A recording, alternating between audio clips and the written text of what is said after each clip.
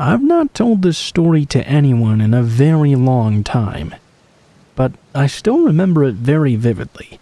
It's one of those flashbulb memories, and it used to haunt me for the longest time.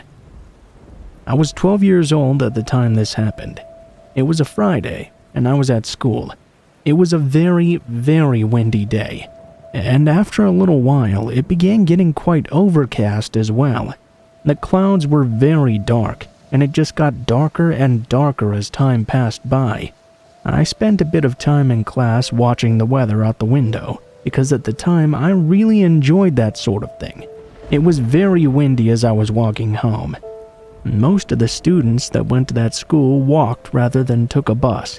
It was a semi-urban area we lived in, I suppose. I lived in a subdivision that was not that far away from the school, but it was still a pretty decent walk home. I enjoyed it though, walking with the storm brewing above me. It began thundering on my way home, and that did start to concern me just a little bit. I didn't want to get too wet after all.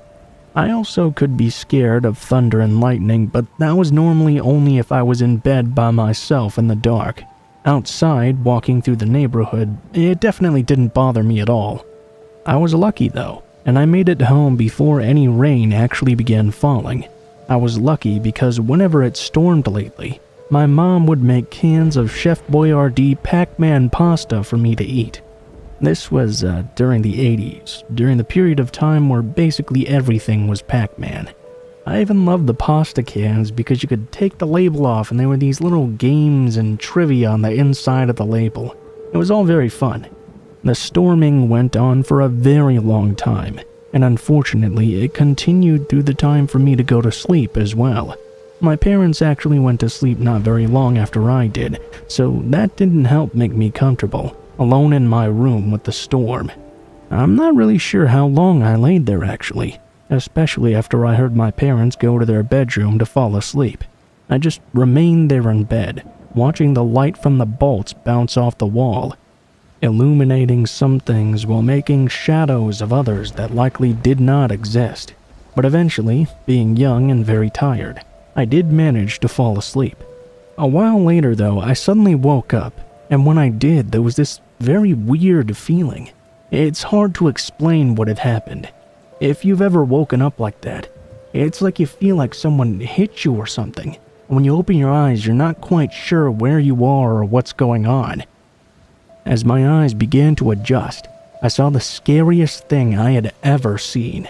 Standing by the side of my bed was this man with a knife. He was right beside me, and obviously something about his presence is what woke me up. I wanted to scream, but I was frozen in place. I didn't know what to do. Time also seemed to be frozen, and it seemed like everything was moving in slow motion. I was able to let out the very beginnings of a scream before he took his gloved hand and put it over my mouth. I was terrified, and in that moment I thought for sure I was going to die. He took the knife and put it up to my throat. I was breathing heavily, and tears were streaming down my eyes. I kept waiting for him to slice my throat open, but he was taking his time, like he was enjoying my fear, and that made it all the more scary. There was a loud crack of thunder, which was immediately followed by another. For some reason that I can't quite understand, the man suddenly dropped the knife and fell over on the ground. It was so weird, and I didn't know what had happened at first. When the lights switched on, I saw my mother standing in the door, holding her gun in her hand. It was obvious then that she had shot the guy who had had the knife to my throat. She hadn't quite killed him, but he didn't get back up either. She ran and got me off the bed and out of the room, constantly holding the gun at the now groaning intruder. She instructed me to go down the hallway to her room, while she waited at the door with the gun to keep him from getting up. I guess my dad had called the police while my mom came in with the gun. My mom was going to the bathroom when she noticed my door was closed. She never let us close the door while we were sleeping. She then heard the start of my scream that had been cut off, so she ran and got the gun, threw the door open, and didn't hesitate to shoot the man standing at my bed. The man was arrested after. I won't mention his name because I don't want people researching who I am or anything.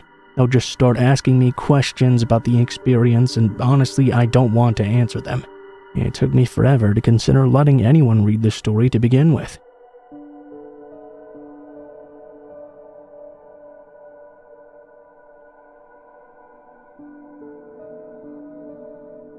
This really might not seem like the scariest story, so I'm sorry if it doesn't scare anyone, but it was really scary to me when it happened. When I began going to school, I always walked to school. In K through 2nd grade, my mom always walked with me, but when I began the 3rd grade, I began to walk by myself. It didn't really seem like a big deal at the time, and pretty much everyone was doing it anyway. There were always bunches of kids walking to school. On the walk there, we always came down a road with another road that led into a forest. We never took that road that went to the forest, but that road, which was actually more of a path than a road now that I think about it, I guess, had a small bridge right on the edge of the forest. There was a big circle metal tunnel underneath that bridge, and you could always see it looming in the distance. Now, I never really thought anything about that bridge when I was walking to school with my mom. But once I began walking alone, I began hearing these strange stories about that bridge. The boys in school had all these different ideas about what might be underneath in that tunnel. We were young, and we had heard the story about the Billy Goat's Gruff, so it was natural for us to wonder. There were often people, adults of course, that we saw walking toward the forest. Since it was a trail, a lot of people would be jogging on it too. But we also never saw anyone walk under the bridge through that tunnel. When I was in the 5th grade, I had a group of friends that I regularly walked to school with. As you're probably well aware, 5th grade boys have a lot of bravado. We were always daring each other to do some stupid things or do things that were potentially really scary. And of course, this included talking about that metal tunnel. At this point in time, there was a very specific story going around about that tunnel. At the time, the story was that there was a serial killer living underneath the bridge. He would lure children underneath and kill them there, and that had been going on for a very long time. One day my friends and I were hanging out after school. We were talking about what to do, when one of my friends dared me to walk through that tunnel. I really did not want to, but you know the way young boys are. I was being called a chicken amongst many other mean names for hesitating. And when that happened, you know I had to go through with it. So, we began walking on the trail over to the forest. I kept telling myself that people jogged on this trail all the time. If there was a serial killer living in that tunnel, people would definitely know about it.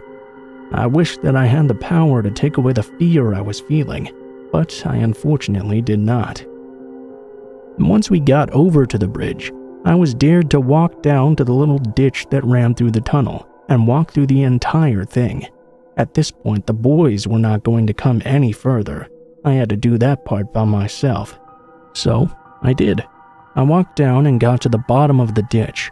My heart was racing, scared that I would be killed. The mind of a 10-year-old can come up with almost anything. Well, when I got to the bottom of the ditch, I looked over at the tunnel. It wasn't a very long tunnel, but it was very dark right in the middle. I could see over to the other side, and I could see the light there as well. And it didn't seem like anyone was inside. I supposed, though, that someone could be sitting down in the middle where I couldn't see. I began walking toward the tunnel. It smelled absolutely horrible. The smell was overwhelming.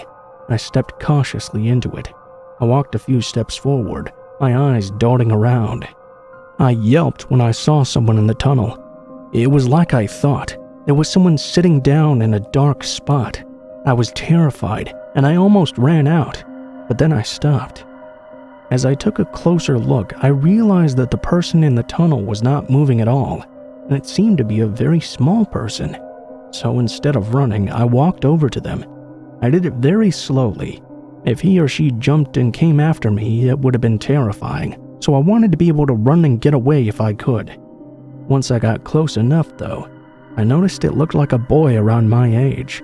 I called out to try and get his attention, but he didn't respond.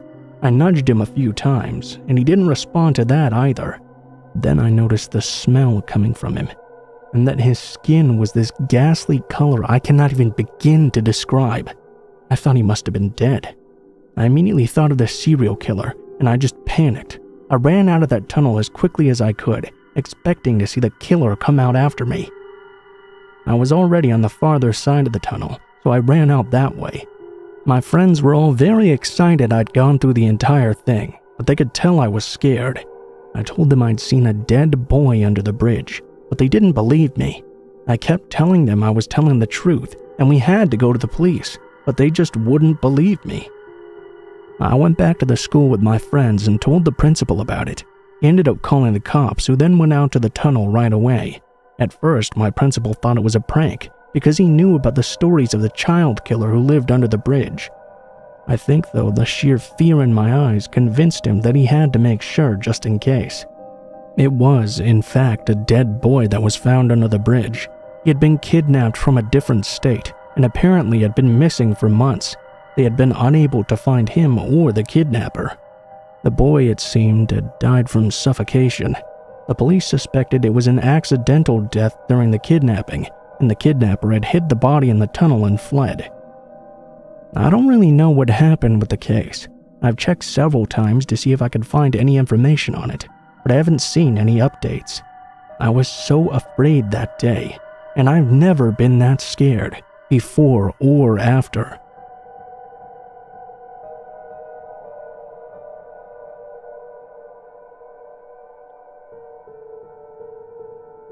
This story might be a bit too graphic for some people. It's not a story about a fictional monster, an intruder, a robber, or anything like that. Instead, it's the story of a woman named Elaine, who the Navy made our live-in babysitter after my parents got divorced. The things that woman did to me have scarred me to this day. I found out that often the scariest people are the ones who you let into your life willingly. I was 11 years old, I think. I don't know for sure. But my dad had just gotten custody of us, and he had to often go out to sea. The Navy provided a live-in babysitter for the children, me, my brother, and sister.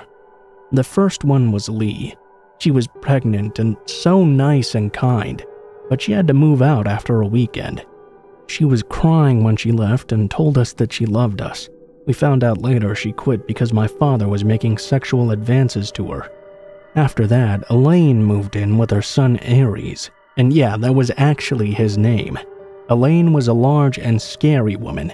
She was also a Jehovah's Witness. Yes, that is important to know that because she didn't celebrate holidays. We kids loved them, but she always looked down on us for liking them. She would often throw out gifts we got for the holidays because she thought it was wrong for us to have them. My first problem with Elaine was when one of my Transformer toys fell on the ground and she stomped on it. With absolutely no regard for it, she took every single robot toy I had and threw them all in the trash. When I began crying, she told me to stop crying, but I couldn't. So when I didn't, she threw away all of my He-Man toys too. She threw away every toy I had, and my dad did nothing about it. My brother David was the only protector I had. He grew up to be the toughest man I've ever known in my life. But even he wasn't always able to be there when the evil of this woman came out. My brother had this glow-in-the-dark mask at the time. I wanted to wear it just once to have some fun. It looked so awesome. But while I was wearing it, Elaine came into the room and noticed it. She tore it off my head and told me it was a sin to use someone else's property without asking first. Elaine made me stand by my bed. I had to put both of my hands on it, and she read something from the Bible about stealing. It was ridiculous because I didn't steal anything. My brother and I had always shared toys. It's just what we did. But as I stood there and listened, and looked at the belt that was lying by her hand, I knew what was coming. Elaine took that belt and began beating my hands with it. She did it over and over and over, and didn't stop until my hands were red and covered in welts. I was crying my eyes out, and she kept screaming at me to stop. The more I cried, the more and more she would hit me. I was 11 years old and scared and in pain. My central nervous system made me cry, something that evil bitch never understood. She hit me so hard it caused my hands to bleed. When I was in the 3rd grade, I broke my wrist. My worthless father never took me to the doctor for it, even though we were a Navy family and it would have been totally free. To this day, my hand is still lame because of that. She broke the bone again when she began attacking me. After this vicious beating, I cried for hours on my bed. My dad confronted her about it, and I'll never forget her response to him. I did it out of love. Fucking bullshit. Love? I'm sorry for getting angry. I've never told the full story before, and I wanted to tell it to you like I'm just talking. I'm sort of putting every thought down on this imaginary piece of paper. Aries, though, he was a good kid. I always felt really sorry for him. He was obviously gay. He and a boy named Tony always held hands together in school. Aries would also braid his hair in class, but we would often play video games together and Uno. He even gave me a Peter Porker The Amazing Spider-Ham comic, even though I wasn't supposed to have them. I wonder about him often, and what happened to him. There was also this period of time where Elaine decided the whole family had to ignore me. They would do things all together without me. My sister wanted me to join in too, and kept asking me to, but Elaine would yell at her and order her not to talk to me. My dad didn't do anything about it until my sister began sobbing because she wanted to talk to me. My dad never showed me an ounce of love in my life, but he was very overprotective of my sister. They got into a heated argument over this, and he told her to stop ignoring me, and if she ever did that again, he would immediately fire her. So, how does a story like this climax? A week before Thanksgiving, me, my sister, and my brother, including Aries, all caught the flu. We had it really, really bad. I mean, I almost even died at one point. Well, lying in bed recovering, I was very bored. Time went by slowly, and I was hot, my stomach was hurting, and my head was hurting too. It was like being stuck in hell. Elaine, at one point, decided unsweetened peppermint tea would be the perfect thing for us kids. I'm a big tea drinker, actually. A cup of Earl Grey hot makes my life. But that tea was fucking horrible. My sister and I kept getting ill from drinking it. We would run into the bathroom and throw it up, but Elaine just kept making us drink it. We barfed about 4 times each. When we were crying, she threatened to beat us with a fly swatter if we didn't stop. When my sister tried to pour the tea in the toilet because she was throwing up, Elaine caught her, yelled at her, and made her a full new cup. She made her drink it and throw up even more. I wanted something to do, so I asked my dad for a drawing pad. I'm not a good drawer exactly. My brother, sister, and Aries all had art talent, but at the time, I didn't know what mine was. Elaine decided that she would take the drawing pad from me because I was trying to copy Aries and David. She actually forbade me from ever drawing again, and again threatened me when I cried because of this. My temperature at the time went up to 104. Everyone else was getting better, but I just wouldn't. They wouldn't take me to the hospital, though. I lay there hot, delusional, and scared that I would die alone in that bed. My dad brought me the drawing pad back and gave me a Pepsi and some Oreos. Not like sick food. I knew he gave it to me because he thought I was going to die, and that just made it worse. Well, obviously, I did not die. If I did, this story would be proof of the afterlife. But I was terrified. Every time I dozed off, I began crying, wondering if I would never wake up and everything that used to be me would be wiped into oblivion. I eventually got better from being sick, but the abuse did not get better. Finally, my dad fired her by sliding a note under her door. That evil woman left, and I never laid eyes on her again. That's not the scariest part of this story. This story is terrifying for another reason. I know that if I ever found her, and I'm not explicitly trying to, I would hurt her. I wouldn't be able to help myself. I'm the most peaceful person you could ever meet. I hate violence, but I would kill her. I don't like feeling sorry for myself, and there are people in the world who have been abused much worse than I had, but I still have this rage in me, and that rage is scary too. I feel like if I ever see her again, I will unleash all that anger on her. And I'm not that kind of person. But she whipped my hands with a belt and made me afraid every day in my own home. And that's unforgivable.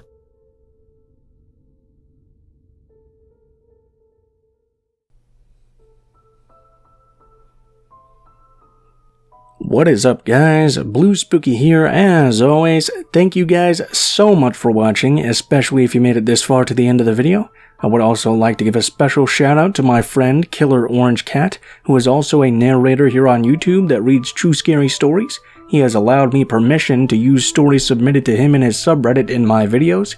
So if you like these stories, please be sure to go check him out, as he is a very good narrator as well, and he puts out content every week. If you guys enjoyed my narrating style and the content of this particular video, please be sure to like, comment, share, and subscribe if you feel so inclined. If you do decide to subscribe, make sure to hit that bell button and turn notifications to all if you would like to be notified of every video I post in the future, although I post a video every day when I can, so if you just come back to the channel every so often, you'll not have missed very much. If you guys would like to get in contact with me for any reason, you can go ahead and take a look in the description below the video. You will find links to all of my social media, including my Gmail, Twitter, and Facebook accounts. Send me a message on any of those, and I will try to read them as soon as possible. You can also send me a message on any of those to submit your own scary story experience for me to read in the video. If you do decide to submit a scary story, please be sure to include in the tagline what the name of the story is if it has one, what the theme of the story is if it has one, and how you would like to be credited in the description of the video the story appears in. If you do decide to send in a story, please be sure to include proper grammar, and please include as much detail as you feel comfortable sharing, as that makes it much easier and more likely that it will end up in a video in the future. I also have two other channels if you like my voice, called Mr. Blue Skies and Darkest Hour respectively, where I do weekly true crime vids and monthly documentaries on dark things that happen in history. If you like my voice, check them out. Maybe those contents will be for you. Overall though, guys, I think that's pretty much it for now.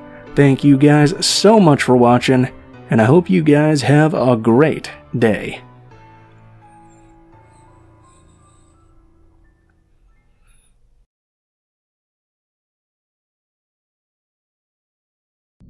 Mortis Media.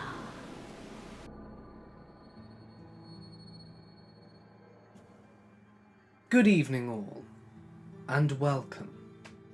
Tonight's episode has been graciously sponsored by Creepy Crate. Everything you see on screen can be found within a Creepy Crate. It's a bi-monthly subscription box that sends you all kinds of horror and true crime themed goodies, with at least one book included in every box. I personally really love the box. They send some awesome things which me, as a horror nerd, genuinely love. If you're interested in getting one as well, all that you have to do is follow the link in the description and sign up. And you get $5 off your first box for using the discount code MORTIS, which should be displayed throughout this video. Also, I want to give a huge thank you to everyone who tried giving me the 1,000 comments in yesterday's video. It really means a lot. I really want to hit that target. I feel like every time we get closer, I don't know if we'll be able to do it today. I'd love it if we could. I'll probably stop asking when we do. But yeah, if we could hit 1,000 comments, that'd be great. I think we were about nearly 700 last time I checked, or when I recorded this. So anyway, if you can leave a comment, I'd really appreciate it. But if not, that's fine too.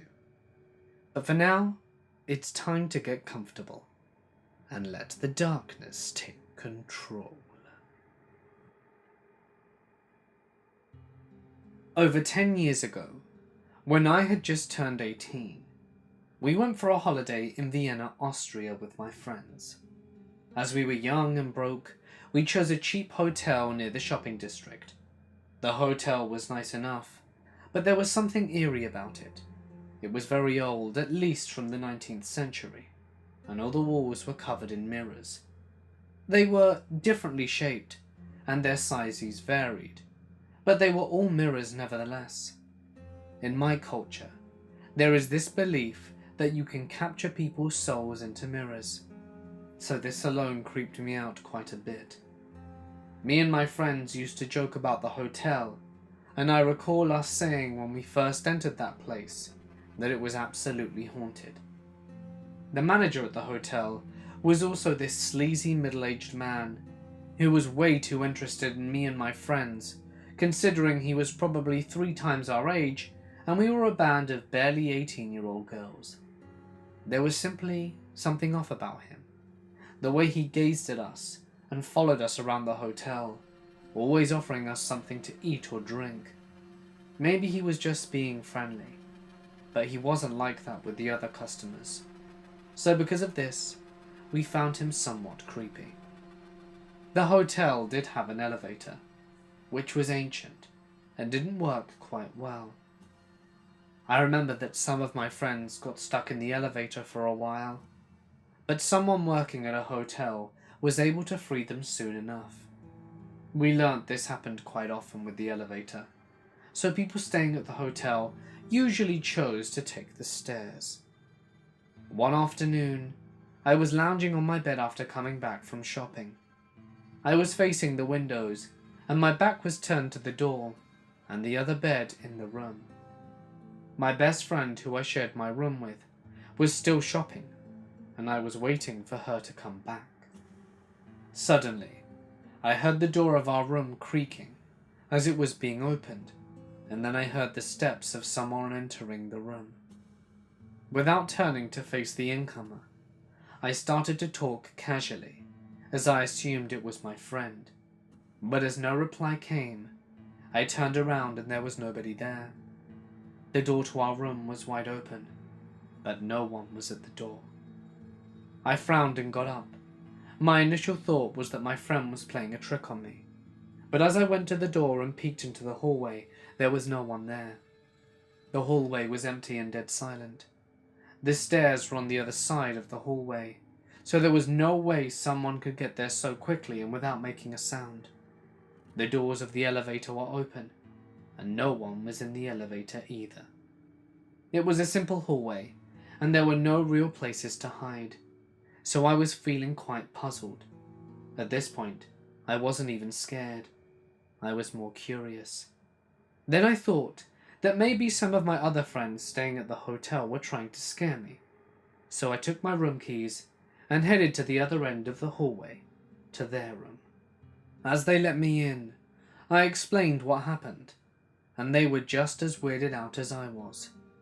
The 3 of them had been staying at their room the whole time, talking about things only 18-year-old girls talk about. You know, boys and stuff. They also pointed out that only me and my best friend had the key to that room, so how could any of them open the door anyway? This was true. The hotel had these heavy ancient keys, no card keys or anything modern like that, and only me and my best friend had the keys to that room in question. Also, the locks were so ancient you couldn't even undo the lock, so you always had to open the room with the key. As I thought about it, the whole situation started to feel weirder and weirder, and thoughts of going back to our room alone made me feel uncomfortable.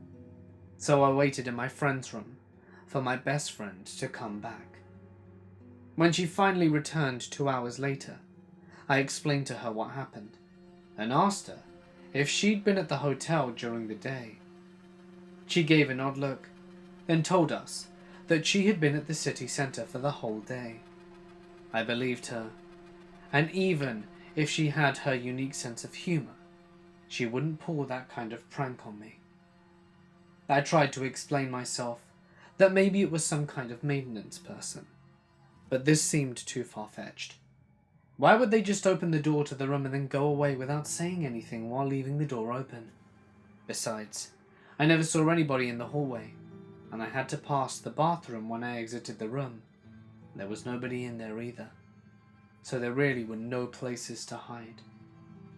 I still have no rational explanation for what happened, but I certainly hope that the person entering our room while I was alone in there was rather a passing spirit than a creepy hotel manager. I have to confess that even as an adult woman who has travelled quite a bit because of my line of profession, I still feel uneasy when staying at hotels. Not me, but my friend and a friend of his went backpacking around Ukraine about 10 years ago. My friend has told me a story about a haunted hotel he experienced there a couple of times. It wasn't in one of the major cities. I think it was more in the countryside. They couldn't find the hotel they'd originally intended to stay in, but they found this other place. When they checked in, the two girls behind the counter seemed to confer and giggled as they handed him a big old key that didn't look like any of the other keys hanging up. It led to a room that seemed isolated from the other guest rooms in the building. Various weird things happened to them that night. I think it started with the taps in the ensuite randomly turning on when they were trying to sleep. Eventually the showers started coming on full blast. There was laughter and knocks, and my friend got a phone call from a Ukrainian number on his mobile, even though he hadn't given his number to anyone since entering the country. When he answered, the other end hung up. The next morning, when the housekeeping maid came in, she insisted that my two friends stay in the room as she cleaned. She did a very quick and cursory job, was all anxious and all blessing herself basically. Bear in mind at this point, my friend and his pal weren't entertaining any thought of this being anything paranormal. They're not that way minded at all. They just thought these things were a bit weird. So when they went downstairs to check in for a second night, the two receptionist girls were amazed, basically incredulous, asking, "Are you sure?" It was only when they went for a walk around the locale after lunch that they put everything together and swiftly cancelled their stay after freaking out and finding somewhere else. The next day, after they left, there was a tree outside the hotel with a cat in it. The cat seemed to disintegrate before their eyes. I can't remember whether or not that was another thing that made them decide for sure to check out, or if it happened as they were leaving when they checked out already. I suppose the obvious explanation is that they were having a joke played on them, but that doesn't explain the phone thing, and there was no access to the ensuite apart from through their room. This happened around 2012, but I remember most of what happened clear as day. I worked with my girlfriend at a busy restaurant. We worked all the time, and it was stressful. We took off a few days and decided to fly somewhere to get away from work people and the town in general. I found decent deals and flights to Ocean City for 2 nights. She'd never been on a plane. We loved the beach, and I could hit up all the local crab cake spots. It was perfect. We flew into Baltimore and rented a car to drive to OC. Nothing memorable happened on the first day. We laid on the beach, hit up all the local shops, and had forgettable food.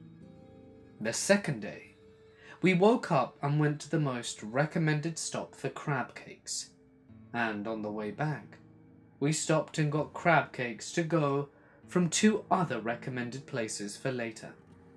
We stopped by the hotel to drop off the food, and went to the hotel bar for a few drinks. Note, my girlfriend at the time was a smoker, and I hated it. She would also attract attention from guys, which I would deal with but wasn't thrilled about.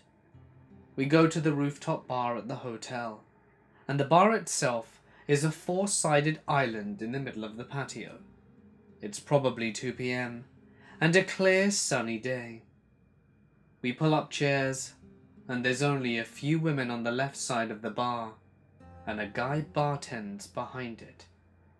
We got obligatory house margaritas, and after her first drink, my girlfriend felt like she wanted to smoke, but the girls and the bartender didn't have one to bum her. We got refills and schmoozed with the bartender about the area and things to do, but mainly kept to ourselves. The bartender seemed as if he was being fake. Something was off. and I couldn't put my finger on it. A feeling of, I don't really even want to run to the restroom and leave her here at the bar because I don't trust something. More than a few times, he asked us if we were staying at the hotel. I think I said no, but my girlfriend said yes. He asked us which room at one point. My girlfriend went to use the restroom, and a minute later I heard guys' voices. I didn't realize there were a group of 3 or 4 guys that sat at a table directly behind us. They were either playing cards or just smoking. But they made some comments to her when she walked back. Great. We finished our drinks and were Googling tropical drinks for her and area hotspots to check out. The guys came up on either side of us and talked to the bartender and got beers. You could tell they were either friends or regulars. I honestly couldn't tell you if they were there when we came to the bar or came after, but they had a sleazy vibe. Me and the girlfriend ended up talking to the only other couple at the bar that had come and sat down. It was nice to be away and just relax. We always liked making new friends. I didn't realize, but one of the guys came up and either brushed against my girlfriend or made a comment, and it rubbed her the wrong way. So in her infinite wisdom, she wanted to be bothersome to them and got up and asked them to bum a smoke.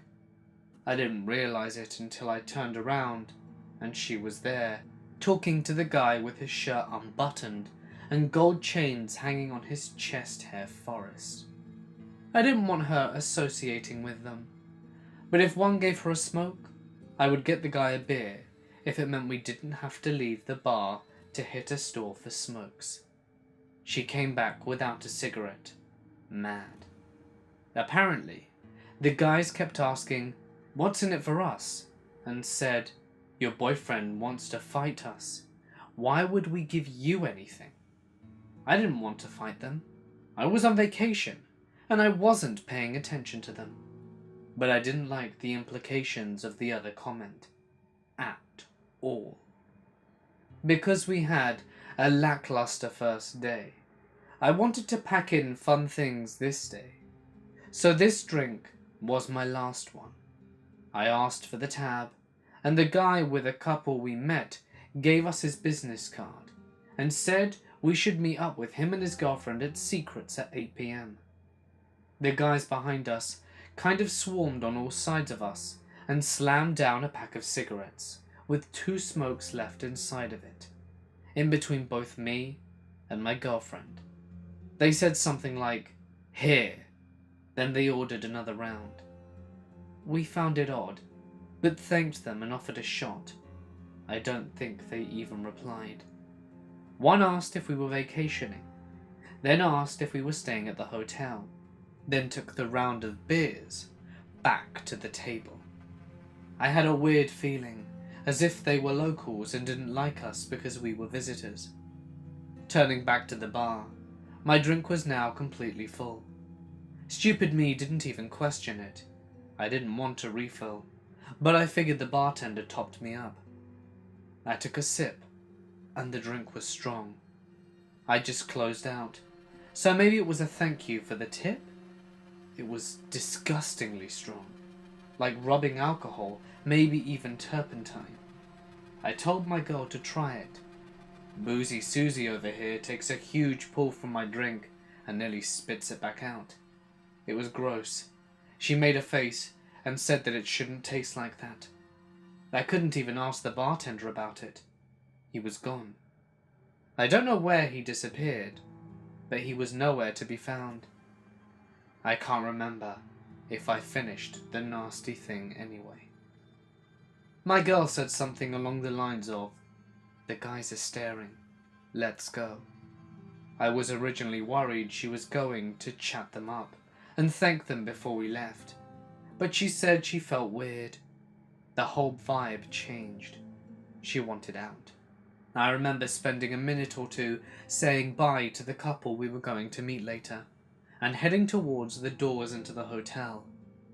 The guys weren't at their table.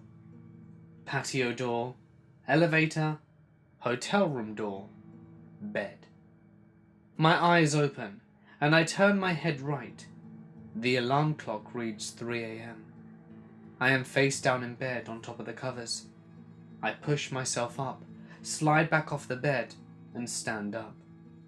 The sliding glass doors are wide open, as are the screen doors to the balcony. There's a breeze. I think, did my girlfriend jump off a balcony? And in that millisecond, I hear crying behind me. My girlfriend is sitting Indian style on the floor with a clamshell of what was about $40 worth of crab cakes in her lap, crying. She said she couldn't wake me up. She asked me if I remember what happened. She said she had been sick and throwing up for 4 hours non-stop.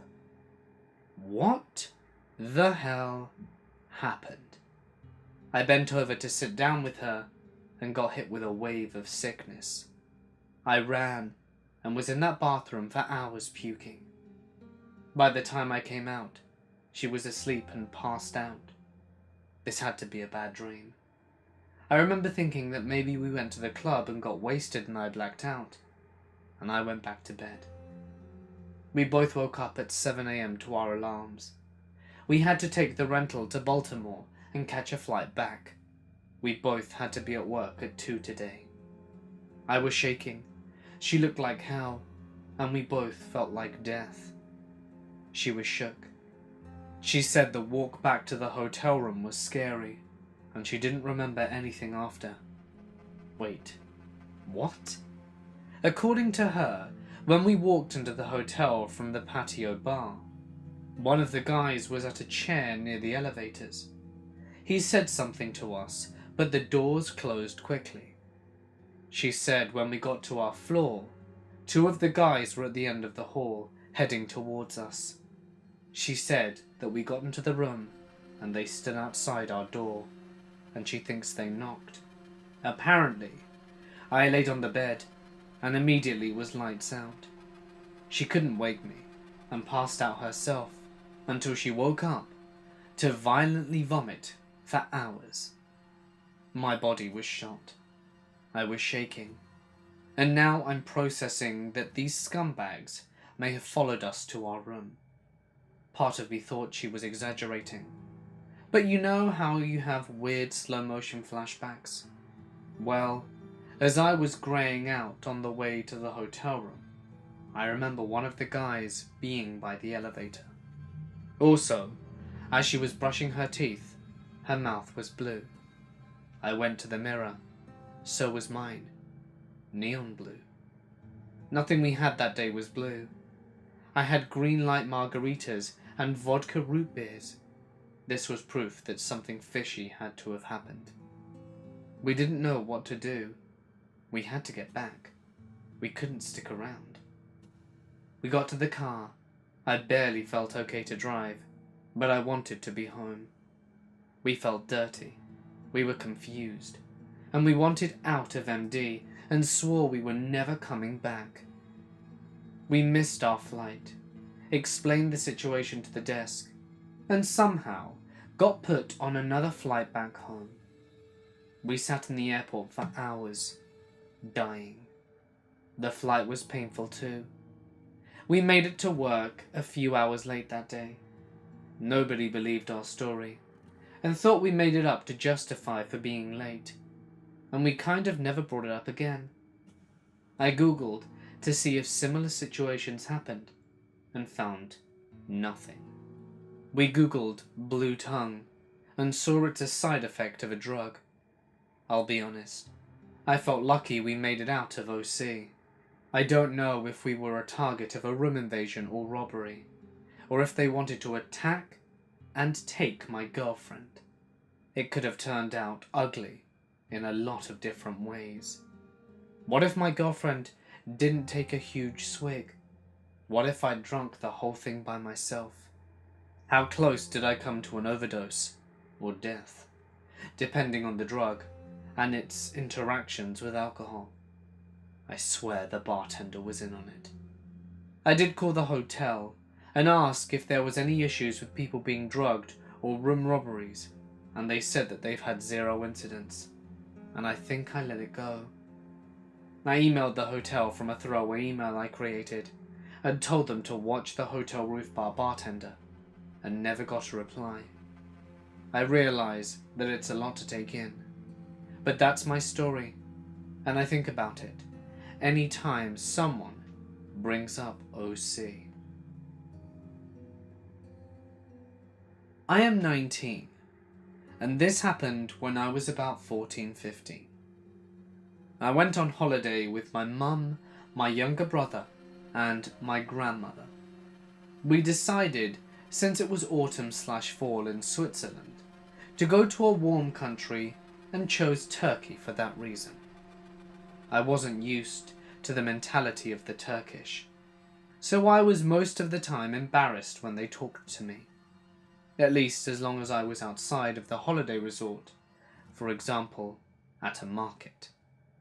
When we were inside the resort, I never had problems.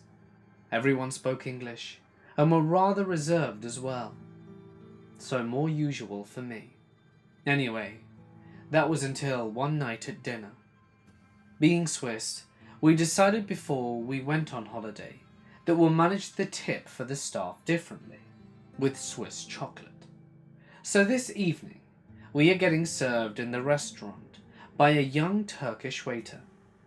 He was very nice and always made comments to me, so my grandma decided that it would be best if I'd give him his tip. Not in the mood to argue with my grandma, I did. Big mistake. He then asked for my number and promised me to text me right after his shift and blah blah. I politely said no, since I already had a weird gut feeling about him. My grandma gave him my number afterwards.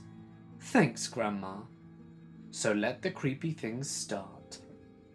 He constantly texts me, demanding to know where I am, wanting to take me out to swim at the beach or show me his apartment. At this point, it's important to note that he was 19, 4 to 5 years older than me. I always said no, and then decided to tell my mum about it. She laughed it off, together with my grandma, as being cute and adorable, while he was getting more and more creepy. He told me he loved me after just a day. He told me he'd moved to Switzerland for me, since he was doing a workshop for being a waiter there, and stuff like that. I started to notice that when I was at the pool in the resort, he stared at me from time to time. He even once ran after me and tried to kiss me. I swear I thought my life was going to end when he ran towards me. As soon as we left the resort to head to the airport, I blocked him on WhatsApp.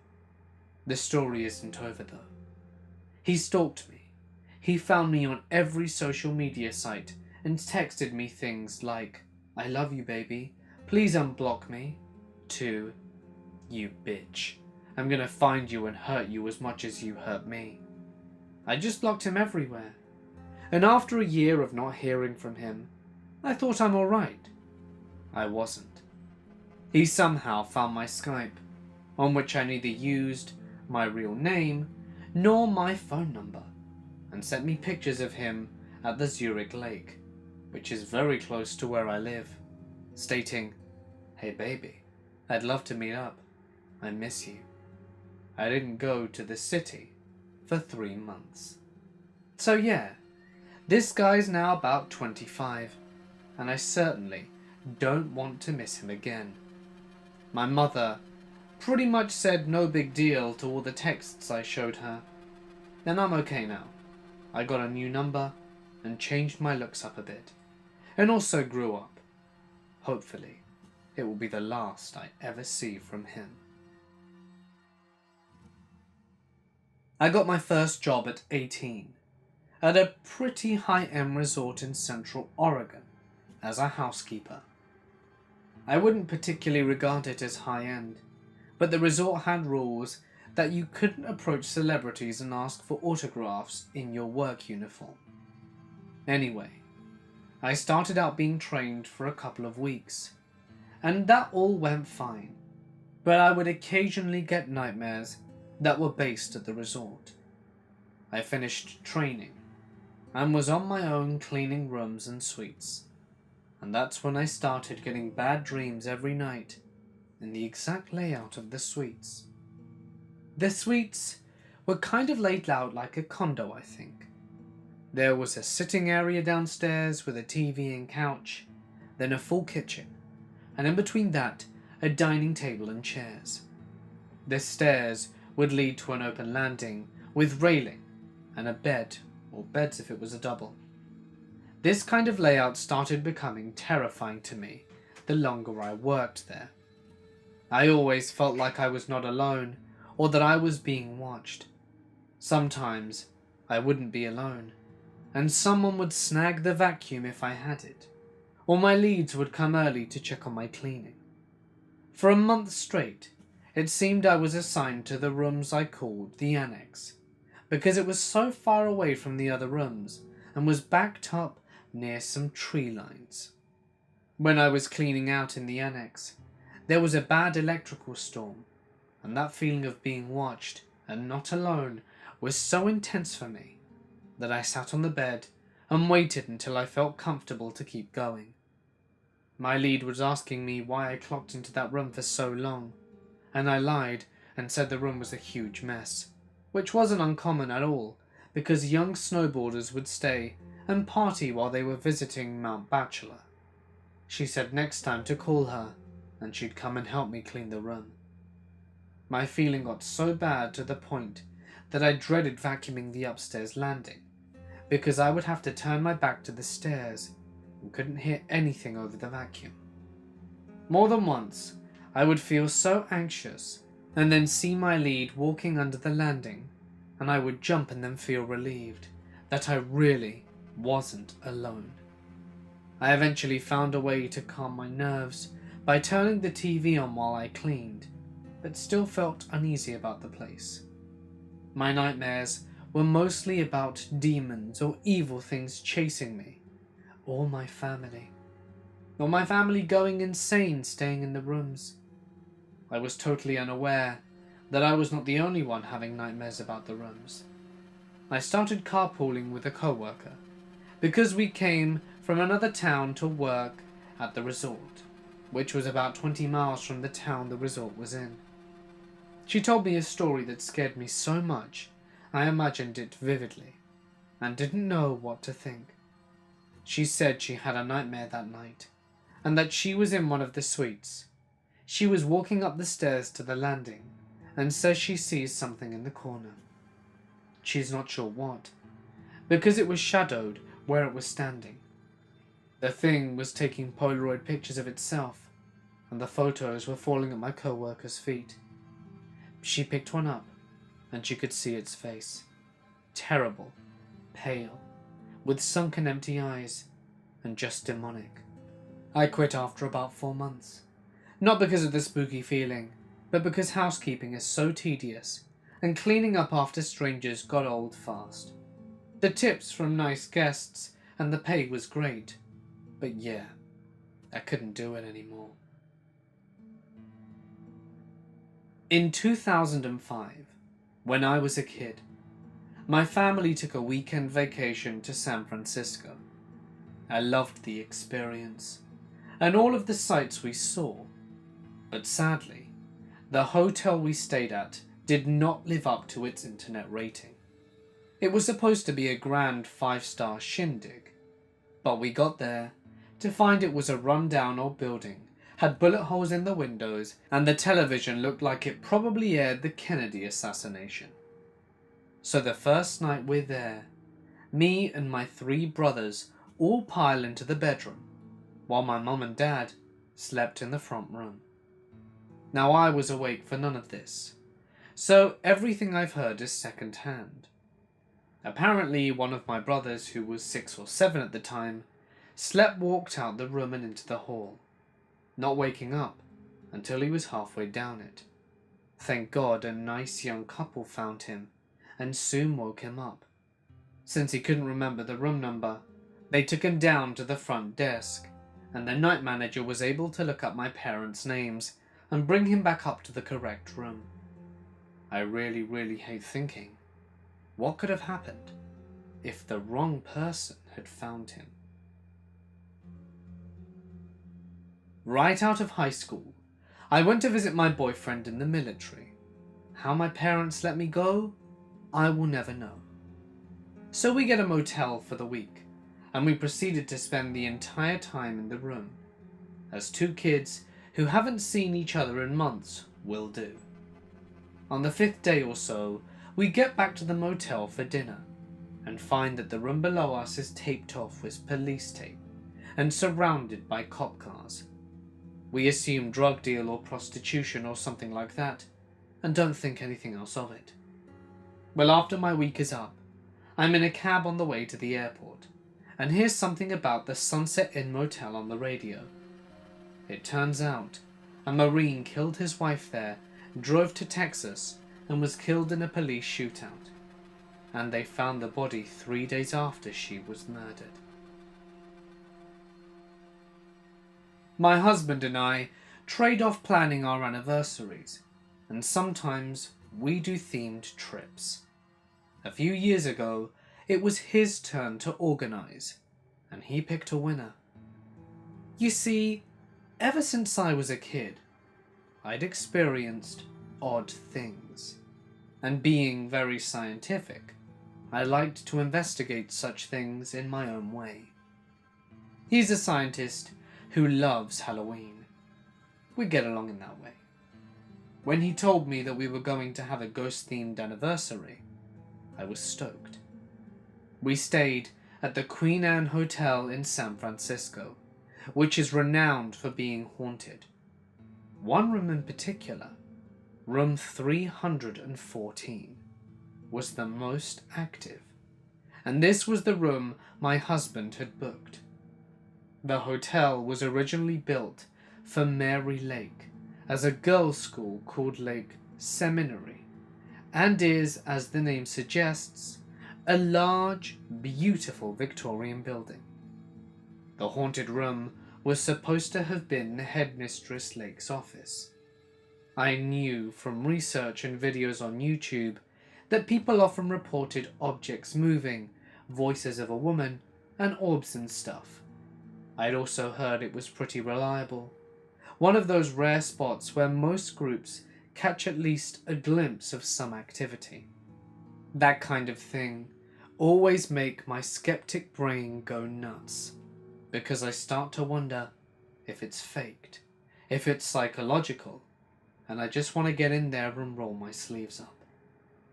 I brought my standard kit: digital recorder, camera, infrared thermometer, EMF meter, and a bunch of other random stuff. We were there for part of the afternoon, taking measurements and wandering around trying to get a feel for the place. I lay out some trigger objects, which were supposed to be things that a ghost might like moving. Everyone said they thought the spirit was originally the headmistress, so I put out cosmetics, brushes, perfume, and things that might remind a woman of her life. We went out to meet a haunted tour of the city, and I left everything set up. Turned out the haunted tour stopped by our hotel and gave a brief rundown of the hotel and the room. I raised my hand and said, "I'm renting that room if anyone wants to go in," and so the tour guide, overjoyed that they'd have access to the room, took the tour into my room. As we entered, I turned on the lights. The guide is going on about how people often see things through their phones and cameras that they don't see with their eyes. I thought, wow, how cool, and took out my phone. I lifted to take a flash picture, and saw in that second a weird grey ball shoot across the screen.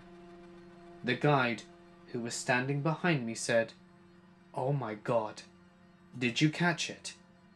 Sadly, I didn't hit the button fast enough, so no picture. I've never been much one for orbs, because I know what dust can do to light refraction. But this was a massive grey ball.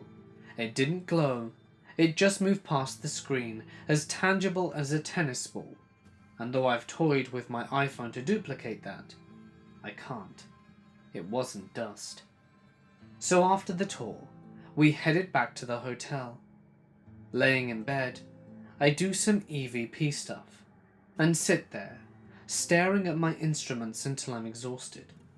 My husband has already gone to sleep, and I finally decided to call it a night. Now on either side of the bed, are massive, wrought iron and marble-topped side tables, each about 2 square foot. They're sturdy, they don't move, and both have a single, large metal lamp on them. The power outlet was on my side on the wall, about 2 feet away, as my husband had already plugged in his phone. His phone was in a slick plastic case. My phone, however, had a thick, rubber, non-stick outer case on it, because I'm always dropping the damn thing. I plugged my phone in and let it sit right beside his on the corner of the table. Both phones had plenty of slack in their cords and were a few inches from the edge. I turned out the light and laid down. I was laying there for 10 seconds when I remembered I'd forgotten to check our reservation for a tour the next day. I sat back up, turned on the light, and reached for my phone. It wasn't there. My husband's phone was there, but my phone was gone. I looked around, utterly confused, and to my surprise, I found my phone laying on the ground about 4 feet away, still plugged in, resting right against the baseboard. I froze and got goosebumps all over, because I realized there'd be no way for it to fall without me hearing it. It would have hit the ground and bounced into place, finally hitting the wall. How could it have slipped off in its non-slick case while my husband's phone in the exact same configuration was still sitting there, and for it to be flat against the wall? Impossible. I couldn't even throw it and make it do that. It was as if someone had picked it up, walked it over there, and gently set it in place without making a single sound. I elbowed my husband so hard, he sat bolt upright. I hurriedly told him what happened, as he sat there blurry-eyed and confused. When I pointed at the phone, and he saw what I saw, he very dutifully asked me if I wanted to switch sides of the bed. He's a good man, my husband. I practically jumped across the bed. I was still covered in goosebumps, and felt like I had ice in my veins. I was physically shaking, so he bundled and wrapped me up in the blankets and held me tightly. We had been cuddled together, so falling back to sleep, and me thinking, how the hell am I supposed to sleep tonight, for about 30 seconds. When I shit you not, plain as day from that space between the bed and the power outlet, we hear a little girl giggle and say, "Hello?" I jolted, and I felt my husband's whole body startle. After a few seconds, I tilt my head. He whispered, "I heard it too." I didn't sleep that night. The hotel did not disappoint. Wandering around, we had a few more odd things happen. Once, while we were sitting in an old church pew at the end of the corridor, the window on the hall slammed open. There was no one there. In our last hour there, we were sitting on the second-floor landing beside the elevator with our recording devices. My husband said, "Well, should we head out?" I agreed. I stood up, and with a little bing, the elevator opened for us. Trouble is, elevators don't arrive at a floor unless they've been called, and not a soul had gone past us to do such a thing. I went to the front desk right away, thinking that the clerk had heard us talking and had sent the elevator up by getting us and hitting the button for the second floor. I said, "Thank you for doing that." She looked at me as if I'd grown a third arm and said, "What?" I told her the elevator had opened for us, and I thought that she had sent it up. She shook her head. You saw me. I was in the back when you came out here. I've been doing paperwork in there for an hour. No one has come in and out for over an hour. I got home and dove into analysing the recordings I'd made and doing research. I found it odd that I hadn't found anyone who thought the haunting might be a girl. Everyone said it was a woman, but it was a girls' school, and sometimes children die of diseases, especially in the 1880s. I tried to find anyone who died while attending the seminary, but had no luck. On the first evening, when I'd set up the room and everything, I had been sitting on the bed talking to the recorder while my husband got ready to leave for the haunted tour. I'd put the digital recorder dead center on the bed because it was pretty stable, and I thought the blanket might help dampen random street noises, which you could just barely hear. I was trying to explain what the digital recorder was, but in a way I would feel understandable to someone from the 1800s, because no one ever does that on television, and it annoys the crap out of me. How is a person who died in 1755 supposed to know the words recording, or play, or playback, or whatever it means? For them, those words have different contexts. So I was picking my words carefully. I said, "This tiny metal box here is a machine. It can hear things I can't. Like a gramophone or a ponographic cylinder. It can transcribe noises, voices, words, so that even if I can't hear you now, I can check the recording later and it will play for me. Everything it hears. So you can speak if you want to, and even if I can't hear you now, I will be able to hear you later." At that exact moment, very loudly, as if they are closer to the device than I, a female voice says, "Ah," in that excited or enlightened way that indicates understanding. It was the only recording of an EVP, and happened in the first 30 minutes we were there. After that moment, we were basically followed around, and every crazy thing the ghost could manage, it did. I just wished I'd had a video camera instead of a still camera that night, so that I could have captured the phone being moved and the little girl laughing. That was seriously the coolest and most unexplainable thing I've gone through with another person there to witness it. My husband wants to go back. I'm not so sure. So if you ever get to stay in room 314 of the Queen Anne, don't plan on sleeping. For context, I am a female. This year, my favourite cousin was getting married in Canada. My trip involved a layover in China, where I was provided hotel and accommodation. At this point in the year, it was super hot in China.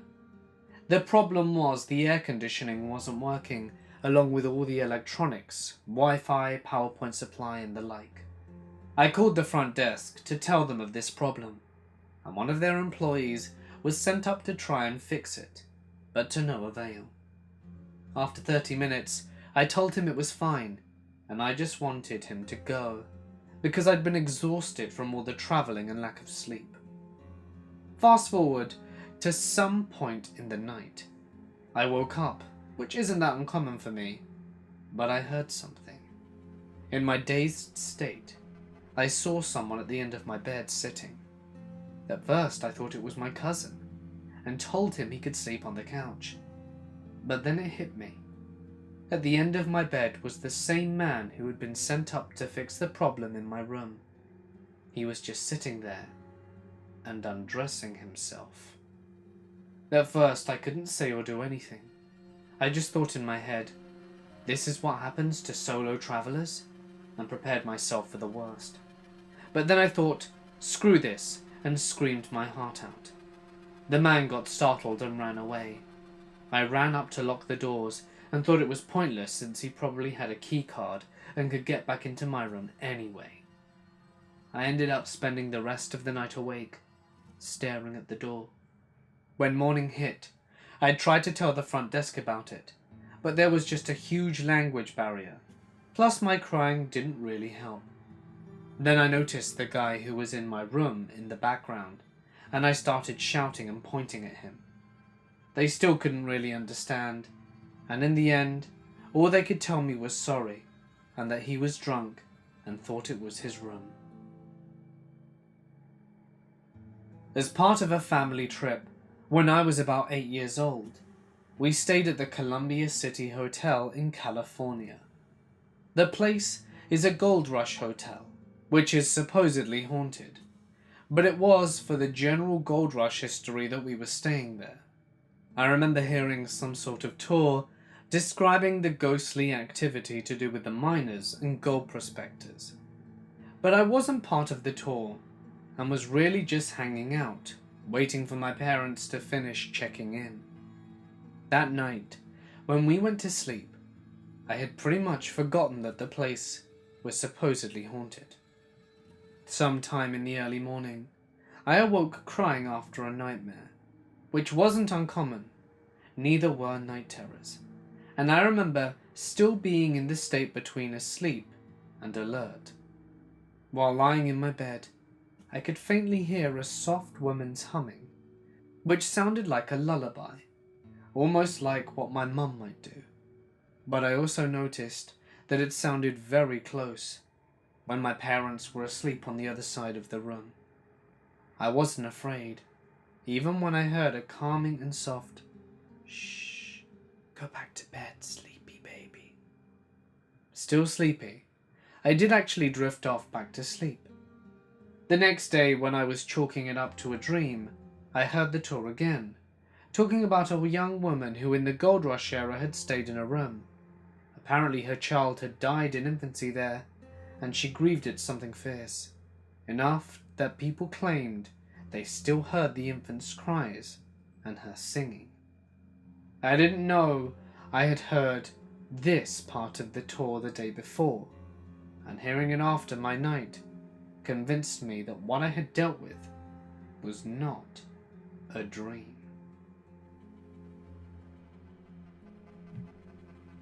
Hey guys, it's Mort here, and thank you so much for listening. I do hope that you enjoyed tonight's stories.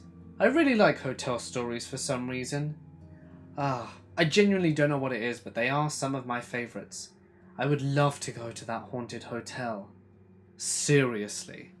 I'm just thinking about how I'm going to approach my wife about it, and I'm pretty sure she'll say no because of Pandora.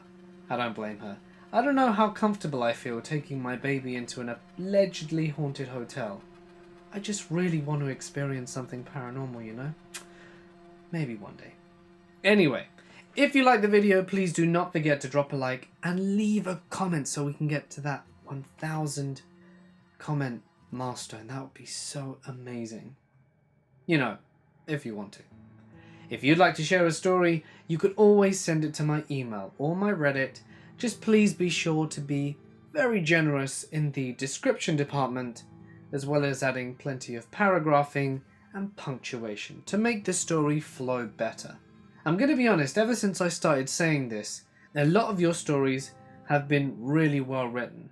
And although I do get bored sometimes just saying the same thing at the end of the video over and over, it does work because new people come along and they listen and think, oh, I better add a bit more detail. So thank you to everyone. And I really hope this doesn't get too boring. I wonder if I should change my outro. Maybe I'll just have creepy laughter. Or maybe not. I don't know. Anyway, for now guys, I'm gonna sign off. Stay awesome. Comment. And I'll see you in the next one.